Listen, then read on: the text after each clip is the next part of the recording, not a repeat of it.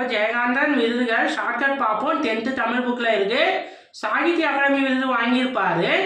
எந்த புதினத்துக்குன்னா சில நேரங்களில் சில மனிதர்களுக்கு வாங்கியிருப்பாரு. இது எப்படின்னா, நம்ம கூடிய ஃப்ரெண்டு இருப்பான், அவன் படிக்கவே மாட்டான், ஆனால் டிஎன்பிசியில் ஒரு நாள் சாதிச்சிட்டன்னு வந்து சொல்லுவான். சாதிச்சிட்டேன், சாகித்ய அகாடமி, சில நேரங்களில் சில மனிதர்கள், அந்த ஃப்ரெண்டு. அடுத்தது குடியரசுத் தலைவர் விருது உன்னை போல் ஒருவன் திரைப்படத்துக்கு. இதை எப்படி ஞாபகம் வச்சுக்கலாம்னா, நம்ம கூடயே ஒரு ஃப்ரெண்டு காலையில் குடிப்பான், மதியானம் குடிப்பான், சாயங்காலம் குடிப்பான். உன்னை போல ஒருவன் குடிக்க மாட்டானா, அதுமாரி சொல்கிற அளவுக்கு குடிப்பான். அடுத்தது சோவியத் நாட்டு விருது இமயத்துக்கு அப்பால் என்ற நூலுக்காக. இது எப்படின்னா, ஓவியம், சோவியம், ஓவியம்னு ஞாபகம் வச்சுக்கலாம்.